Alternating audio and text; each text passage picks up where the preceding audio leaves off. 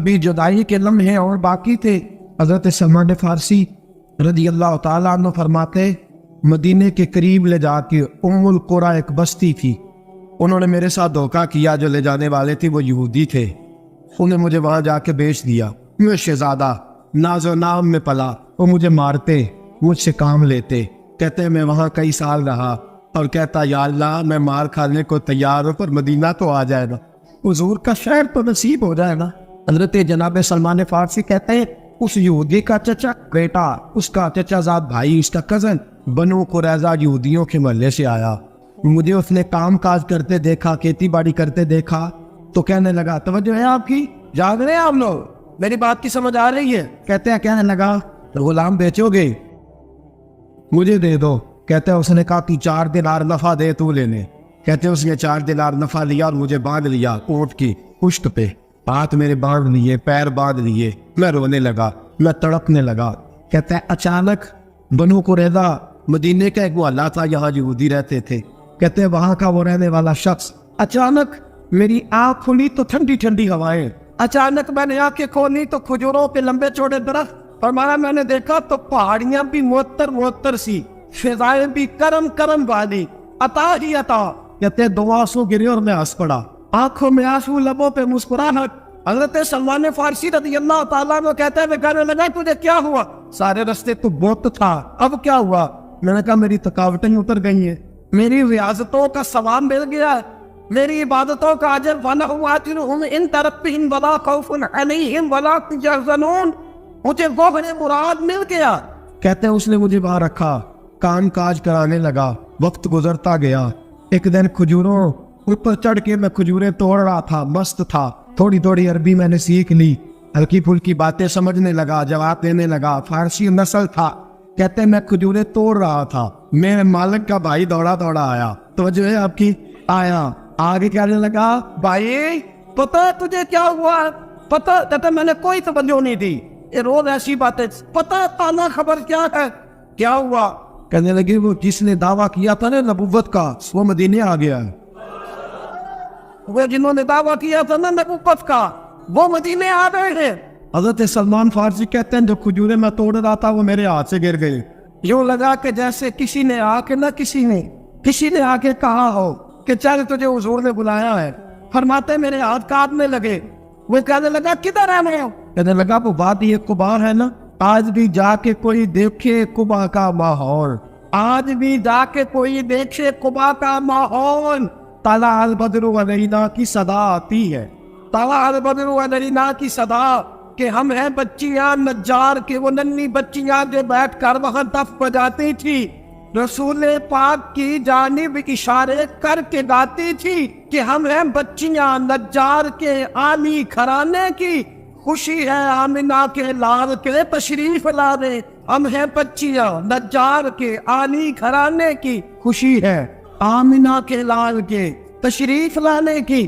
حضرت سلمان فارسی کہتے ہیں کباب، کہتے ہیں میں جھٹ سے چھلانگ لگا کے اترا، پہلے میں آیا کرتا تھا پکڑ کے، چھلانگ لگائی زمین پہ، اور میں نے اپنے مالک سے کہا یہ کیا کہہ رہا ہے؟ کہتے ہیں اس نے تھپڑ مارا، چل اپنا کام کر۔ کہتے پہلے وہ مارتا تھا تو دکھ ہوتا تھا، آج پتہ ہی نہیں چلا، آج پتہ ہی نہیں چلا۔ ہمارے جہاز میں ایک بابا جی بیٹھے تھے، جہاز کے بزرگ بیٹھے تھے، ان سے کسی نے کہا تھک تو نہیں گئے؟ کہنے لگے میری 11ویں حاضری ہے، تھک بڑا گیا ہوں، پر جب گنبد پہ نظر پڑتی ہے تھکاوٹیں اتر جاتی ہے، کوئی تھکاوٹ نہیں رہتی۔ حضرت سلمان فارسی کہتے ہیں اس نے مارا، کوئی پتہ نہیں چلا۔ میں انتظار کرنے لگا کہ ذرا دیر جلدی نہیں ڈل جاتا، شام جلدی ہو۔ کہتے شام ہوئی، چھٹی ملی، کھجوریں پلو میں باندھ لی اور قبا کی جانب خرامہ جھکی ہوئی نظریں، کانپتے ہوئے میرے لب، اور میں جب پہنچا کہتے ہیں کھجور کے درخت کے نیچے حضور بیٹھے ہیں، بائیں جانب چراغ جل رہا ہے اور دائیں جانب سیدنا صدیق اکبر بیٹھے ہیں۔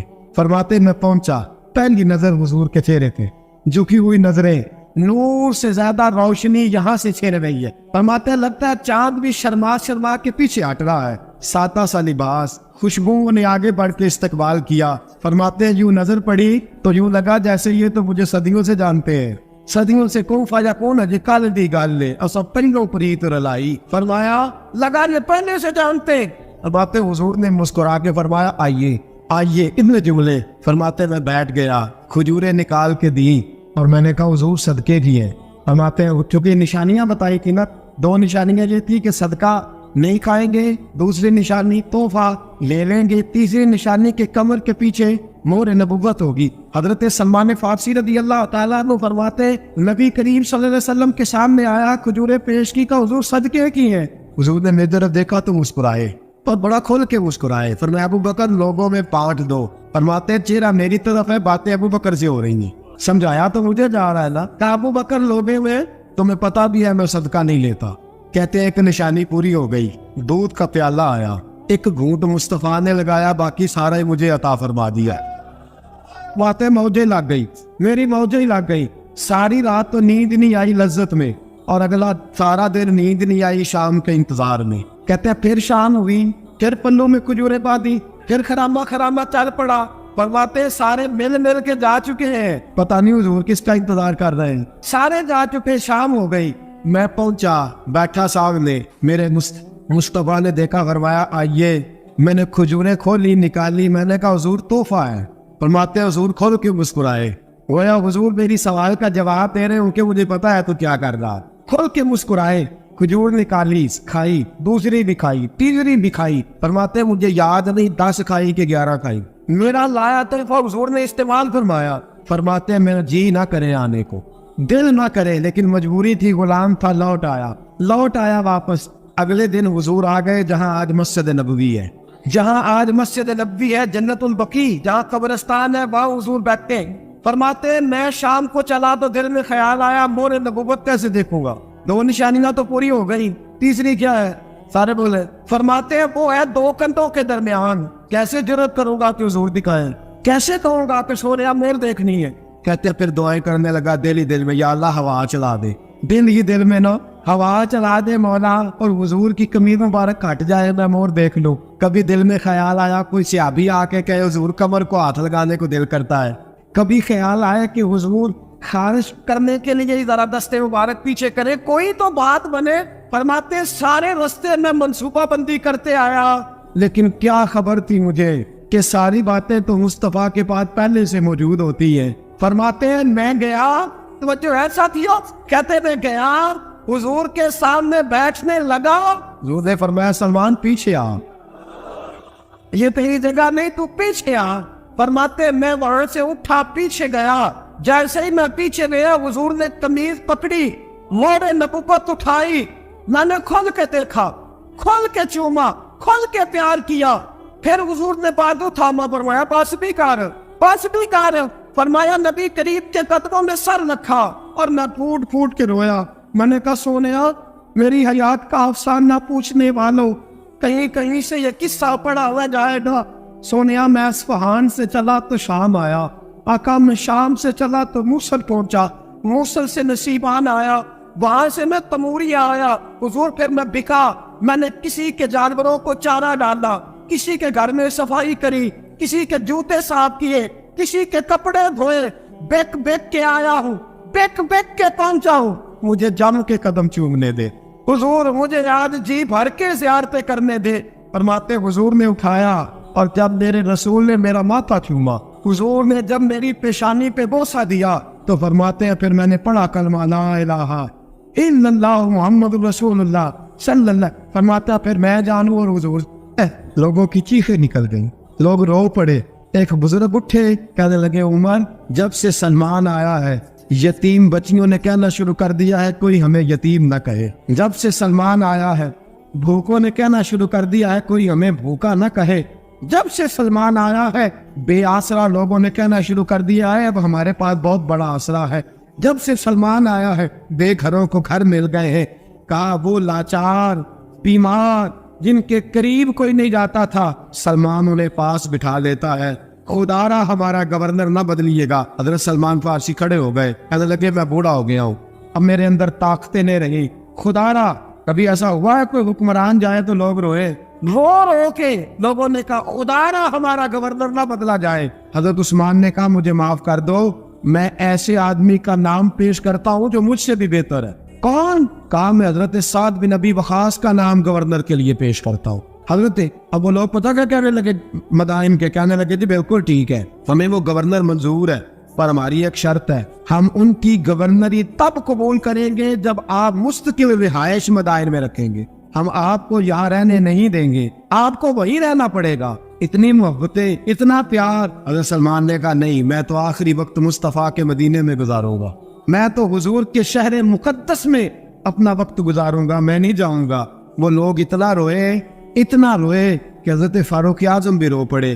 فرمایا اے سلمان آپ واپس چلے جائیں، ان لوگوں کا خلوص آپ کی محبت سے بہت زیادہ ہے، آپ جائیے۔ حضرت سلمان فارسی مدائن آ گئے، جناب سعد بن ابی وقاص رضی اللہ تعالیٰ عنہ گورنر بن گئے۔ 3 لوگوں کے ساتھ ہمیشہ تھا، حضرت ابو درداء تو وصال کر گئے، 3 لوگوں سے یارانہ رہا، ایک حضرت عبداللہ بن سلام سے، ایک حضرت سعد بن ابی وقاص سے چونکہ وہ پاس تھے، اور تیسرا اکثر ٹائم نکال کے مدینے جاتے تھے۔ کس لیے آئے ہو؟ کہا ایک تو روضہ رسول کی زیارت کرنے آیا ہوں، اور دوسرا میں امام حسن سے ملنے آیا ہوں۔ ساری زندگی نبی پاک کے نواسوں کے پاس آتے، بات کوئی نہ کرتے، ذکر کوئی نہ کرتے، حضور کے شہزادوں کے پاس آتے، امام حسن سے ہاتھ ملاتے، امام حسن کا چہرہ دیکھتے رہتے، آنسو بہاتے رہتے، کتنی دیر کھڑے رہتے، امام حسن کی زیارت کرتے، واپس چلے جاتے۔ جب بوڑھے ہو گئے، زیادہ کمزوری آئی، تو حضرت سعد بن ابی وقاص کو پیغام دیا، کہا کسی طریقے مدینے پیغام بھیجیے، اور امام حسن سے کہیے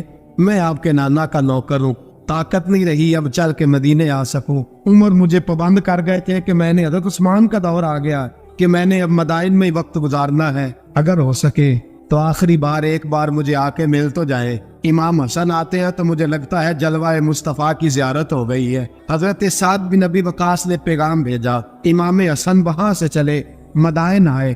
جیسے ہی امام حسن دروازے سے داخل ہوئے، بوڑھے حضرت سلمان فارسی، بوڑھے، نکاحت اتنی کہ اٹھا نہیں جاتا، امام حسن آئے تو حضرت سلمان فارسی نے رونا شروع کر دیا، تڑپنا شروع کر دیا، اٹھنا چاہا تو بستر پہ گر گئے۔ امام حسن قریب آئے، چارپائی پہ بیٹھے، حضرت سیدنا سلمان فارسی رضی اللہ تعالیٰ عنہ کہنے لگے حضور میں بڑا پریشان ہوں، میرے لیے دعا کرے۔ امام حسن کہنے لگے میں جوان ہوں، آپ بوڑھے ہیں، دعا آپ کو کرنی چاہیے۔ کہا نہیں، آپ سے دعا اس لیے کر رہا ہوں کہ آپ کے نانا سے جو وعدے کیے تھے میں پورے نہیں کر سکا، آپ دعا کریں کہ میں حضور کی بارگاہ میں جاؤں تو مجھے شرمندگی نہ اٹھانی پڑے۔ حضرت سلمان فارسی رضی اللہ تعالیٰ عنہ سے امام حسن کہنے لگے وعدہ کیا کیا تھا، کیا نہیں پورا کر سکے؟ عرض کی حضور نبی کریم نے فرمایا تھا اتنا مال پاس رکھنا جتنا مسافر کے پاس ہوتا ہے، یہ حضور نے مجھ سے کہا تھا، میں وعدہ پورا نہیں کر سکا، دیکھیے میرے گھر میں کتنا مال ہے، کتنا سرمایہ ہے۔ امام حسن کہتا ہے میں نے مال دیکھا تو 1 مٹکا پانی پینے کا، 2 پیالے پانی پینے کے، 1 مشکیزہ، 1 چٹائی وہ بھی ٹوٹی ہوئی۔ فرماتے ہیں میں نے کل مال کا حساب لگایا تو میں نے کہا حضور یہ تو 15 دینار سے زیادہ نہیں بنے گا، رو کیوں رہے ہیں؟ کہنے لگا امام حسن سے عجیب جملے ہیں، عجیب جملے ہیں۔ کہنے لگے طبقات ابن سعد میں، کہنے لگے اچھا اگر قیامت کے دن رسول پاک نے میری سرزنش فرمائی اور اگر نبی پاک صلی اللہ علیہ وسلم ناراض ہوئے تو اے سیدہ فاطمہ کے شہزادے آپ سفارش تو کریں گے نا میری، آپ میری سفارش تو کریں گے حضور کی بارگاہ میں؟ حضرت سعد بن ابی وقاص بھی آئے، رونا شروع ہو گئے، کہا ہاں مجھے امید ہے کہ آپ کی سرزنش نہیں ہوگی، آپ کو بغیر حساب کتاب جنت ملے گی۔ حضرت سلمان فارسی رضی اللہ تعالیٰ عنہ نے وصیت فرمائی، توجہ ہے آپ کی؟ لوگ کہتے ہیں تم نے آج یہ عشق کے ترانے ڈھونڈ لیے ہیں، پتہ نہیں کہاں سے لے آئے ہو۔ وصیت فرمائی امام حسن کو، آنے لگے حضور میں پرانا نوکر ہوں، پرانا نوکر ہوں، اور میں نے اپنی نوکری کرنے کی کوشش کی ہے، اب میں بچوں گا نہیں، اگر میں مر جاؤں تو میری خواہش ہے کہ سیدہ فاطمہ کا بیٹا میرا جنازہ پڑھائے، آج نہیں بعد مرن دے مکھڑا میرا ہو جاوے جے تازہ، سمجھ لینا محبوب میرے نے آن پڑھیا جنازہ۔ امام حسن نے جنازہ پڑھایا اور حضرت سعد بن ابی وقاص رضی اللہ تعالیٰ عنہ ان کے قریب گئے، کہنے لگے جاتے جاتے کوئی نصیحت ہی کر جائے، تو فرمایا 3 چیزوں کا خیال رکھنا، ایک روایت میں 4 ہے، 3 کا خیال رکھنا، یا تو جہاد کے رستے میں انتقال کر جانا، یا جہاد کے رستے میں انتقال کر جانا، یا حج اور عمرے کے رستے میں مر جانا، یہ نہ ہو سکے تو قرآن سیکھتے سکھاتے دنیا سے رخصت ہو جانا۔ فرمایا یا جہاد کے رستے میں جانا، حضرت سلمان فارسی وصیت کر رہے، یہ وصیت یاد رکھیے گا، یا جہاد کے راستے میں انتقال کرنا یا حج اور عمرے کے راستے میں، یہ نہ ہو سکے تو قرآن سیکھتے سکھاتے جانا، امید ہے اللہ بے حساب و کتاب جنت عطا فرما دے گا۔ یہ وصیت فرمائی۔ جناب سلمان فارسی رضی اللہ تعالیٰ عنہ وصال کر گئے۔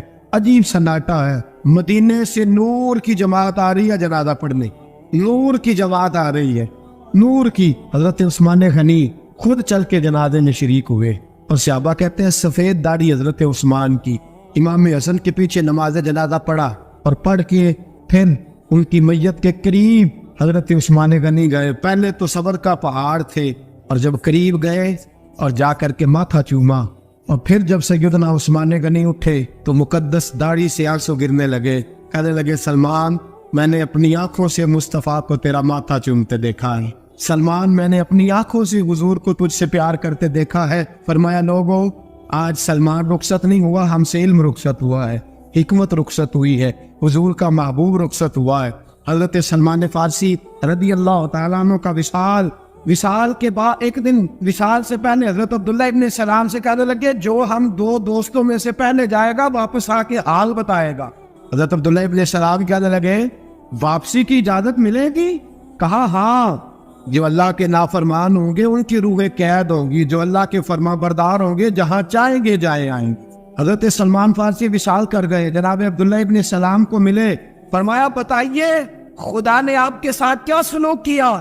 تو حضرت سلمان فارسی کہنے لگے رب نے فرمایا فرشتوں سلمان سے حساب نہ پوچھ لینا، فرشتوں سلمان سے حساب نہ پوچھ لینا، اس لیے کہ سلمان فارسی رضی اللہ تعالیٰ عنہ کا عالم یہ ہے کہ ان کے دل نے ہمیشہ میری ذات پہ بھروسہ کیا، ہمیشہ میرے اوپر بھروسہ کر کے رکھا ہے، لہٰذا مجھ سے کوئی حساب نہیں لیا گیا اور بغیر حساب کتاب میری بخشش کر دی گئی۔ حضرت حرم بن حیان رحمت اللہ تعالیٰ علیہ فرماتے میں حضرت اویس کرنی کو ڈھونڈنے چل پڑا، ڈھونڈنے بھی اسے نکلا جسے کسی نے نہیں ڈھونڈا اور جو کبھی کسی کو نہیں ملے۔ حضرت اویس کرنی، یہ فکرہ کسی درویش نے نہ حضرت اویس کرنی کے لیے کہا، یہ فکرہ پورا فیٹونی پہ آتا ہے، اسی کسی دے کچھ نہیں جلاتے تے نہ کوئی ساڈا دردی، کوئی جرانہ نہیں، کوئی دوستانہ نہیں۔ حضرت اویس کرنی کا مزار بھی کنفرم نہیں کہ کدھر ہے، بس اسی کسی دے کچھ نہیں لگتے، کیا ضرورت، بس ٹھیک ہے اپنا جو ہے انداز سارے زمانے سے علیحدہ کر کے رکھا انہوں نے، علیحدہ، اللہ کو تھلک۔ حضرت خواجہ اویس کرنی کو ڈھونڈتے ڈھونڈتے کہتے ہیں میں گیا، کرن گیا، حضرت حرم بھی نہیں، یہ دادا صاحب نے اس کو لکھا ہے، فرماتے میں گیا تو مجھے لوگوں نے کہا وہ تو آج کرنے چلے گئے۔ کہتے جب میں مکے گیا تو میں نے لوگوں سے پوچھا اویس کرنی آئے تھے، کہنے لگے ہم تو نہیں جانتے، یہ تو میرے جیسے لوگ ہوتے ہیں نا جن کی تصویریں زیادہ نکلتی ہیں تو جن کی ویڈیو زیادہ ہوتی ہے تو لوگ زیادہ جاننے لگتے ہیں، ورنہ رب کریم کے بندے تو چھپے ہوئے چکر میں پڑے ہی نہیں۔ کون اویس کرنی؟ انہوں نے کہا کہ حضرت اویس کرنی، چہرے پر برس کے داغ ہیں، کمزور سا وجود ہے، داڑھی زیادہ گھنی نہیں۔ جب حالات بتائے تو کہنے لگی اس طرح کا ایک شخص آیا تھا، اس نے طواف کیا تھا، پہلے بھی دنیا کرتی ہے پر جب اس نے کیا ہے نا تو اس کے طواف نے وہ خود بھی رویا ہے اور بھی بڑے روئے ہیں۔ وہ جب حجر اسود بھی آیا ہے تو رنگ بدلتا دیکھا ہے۔ کہا وہ کدھر گئے؟ کہنے لگے پورا نہیں پتا، اتنا ضرور خبر ہے کہ ان کے انداز بتاتے تھے کہ اب مدینے جائیں گے۔ جناب حرم بن حیان کہتے ہیں پھر میں مدینے گیا، میں نے خواجہ اویس کو ڈھونڈا، میں نے کہا یار میں نے حضرت خواجہ اویس کرنی کو ملنا ہے، کسی نے بتایا ہے کہ وہ مدینہ شریف آئے، تو لوگ کہنے لگے ہم نہیں جانتے وہ کون ہے۔ لیکن نا دنیا جان گئی، دنیا میں بڑا کچھ ہو گیا، بائی نیم لوگ جاننے لگے، ہوٹلوں پہ پہچاننے لگے، سڑکوں پہ پہچاننے لگے۔ لیکن بات تو یہ ہے کہ جن کو پہچاننا چاہیے اگر وہ پہچان لیں پھر تو بڑی بات ہے، پھر تو بڑی بات ہے۔ لیکن اگر وہاں ہی پہچان نہ ہو سکے تو پھر تو معاملہ بڑا الگ سا ہے نا۔ عزیز بھائی، حضرت خواجہ اویس کرنی کے بارے میں پوچھا تو مدینہ شریف کے زائرین اور وہاں کے مقامی لوگ بھی کہنے لگے کوئی نہیں پتا، ہم نہیں جانتے، ملے ہی نہیں۔ تو کہا باریک سا وجود ہے، پرانا سا لباس ہے، برس کے داغ ہے، چہرے پہ داڑھی زیادہ گھنی نہیں، کسی کو پاس نہیں بٹھاتے۔ اور پھر ایک جملہ اور کہا، سنا ہے روتے ہیں تو بڑے درد سے روتے ہیں، سنا ہے بھیگی رہتی ہیں پلکیں، سنا ہے ان کی پلکیں بھیگی رہتی۔ میں 2-4 دن پہلے کسی سے سن رہا تھا شعر، اس نے کہا تھا ایک واری میری آنکھیاں تو انہوں نے اتھرو پونجے سا ہن چسکا پہ گیا رونے دا، ہر ویلے یا ہوزاری ہے۔ کہتے ہیں کہ وہ اس طرح کی اس کی کیفیت ہے۔ کہتے ہیں میں نے کہا یار وہی تو اویس کرنی تھے، کدھر گئے؟ کہنے لگے کوئی خبر نہیں، جب وہ آئے ہیں تو ان کے آنے کا انداز ہی نرالا تھا، سسکیاں اور آہیں نکل گئیں اس شخص کی جب وہ مدینے آیا حضرت حرم بن حیان کہتے ہیں میں ڈھونڈتا رہا، تلاش کرتا رہا، پھر میں ان کو ڈھونڈتے ڈھونڈتے عراق میں آیا تو نہر فرات کے کنارے ایک کمزور سے آدمی کو ریت کے ٹیلے پر بیٹھ کے وضو کرتے دیکھا۔ کہتے ہیں جب ان کا وضو مکمل ہوا تو میں نے کہا السلام علیکم۔ کہتے انہوں نے چہرہ نہیں پھیرا، وہیں بیٹھے بیٹھے کہنے لگے وعلیکم السلام یا حرم بن حیان، یا حرم بن حیان وعلیکم السلام۔ کہتے میں نے کہا کہ من انت، آپ کون ہے؟ تو کہنے لگے وہی ہوں جسے تم مکے اور مدینے ڈھونڈتا رہا۔ تو کہتے میں نے کہا حضور آپ میرا نام کیسے جانتے ہیں؟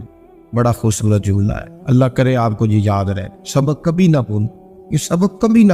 بابا صاحب کے مزار پہ گئے تو خالی آ گئے، داتا صاحب گئے تو خالی ایسے ہی چلے گئے، ہم فارغ لوگ تھے، کوئی کام نہیں تھا کہ بابا فرید کی گلیوں میں گھومتے رہے، ہم فارغ تھے کہ 2 بجے حضرت سلطان بابو رحمۃ اللہ علیہ کی جالیوں کے سامنے کھڑے رہے، ہم کو پتھر چاٹنے والے لوگ تھے کہ آدھی رات بیت گئی اور ہم بزرگان کرما والا شریف کھڑے رہے۔ یہ کیسے ہو گیا کہ محدث اعظم کے مزار پہ کھڑے رہے؟ ایسے ہی کوئی بات تھی؟ حضرت ویسے کرنی بول کر فرمانے لگے، کہنے لگے کیا کہا تو نے کہ میں تجھے کیسے جانتا ہوں؟ فرمانے لگے تو مجھ سے پیار کرتا ہے، عارف تو روحی من روحی کا، میری روح تیری روح کی جاننے والی ہے، یہ روحوں کا رشتہ ہے، یہ خطا نہیں جایا کرتا۔ عارف تو روحی من روحی کا، میری روح تیری روح کو جانتی ہے۔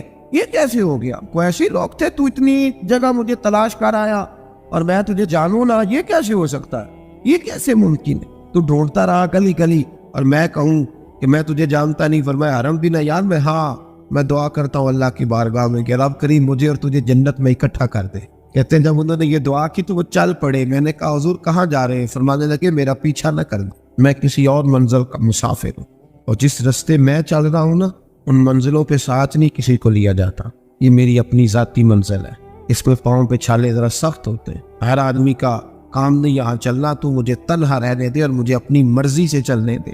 کہتے میں نے منت کی تو کہنے لگے بس انہیں جدوجہد بڑی کی تھی تو تیرے ساتھ ملاقات کر لی، تجھے پہچان لیا، تیرے ساتھ بات کر لی، ورنہ میں کہہ چکا ہوں اسی کسے دے کچھ نہیں لگ دے۔ اسی لیے میں نے حضرت غالباً امام شورانی رحمۃ اللہ علیہ یہ حوالے سے پڑھا ہے کہ قیامت کے دن جب حضرت ویسے کرنی جنت میں جائیں گے تو ممکن ہے اس وقت بھی لوگوں کو دیدار نہ کرایا جائے، بلکہ امام شورانی کہتے ہیں اللہ 70,000 فرشتے ان کی شکل کے پیدا فرمائے گا اور ان کے جھرمٹ کے اندر چھپا کے انہیں جنت میں داخل کرے گا۔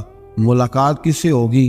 صرف انہی سے ہوگی جن کے لیے انہوں نے زندگی گزاری، یا خدا سے ملیں گے یا مصطفیٰ کریم سے ملیں گے۔ یہ بھی لوگ تو محبت کریں، صالحین کا پیار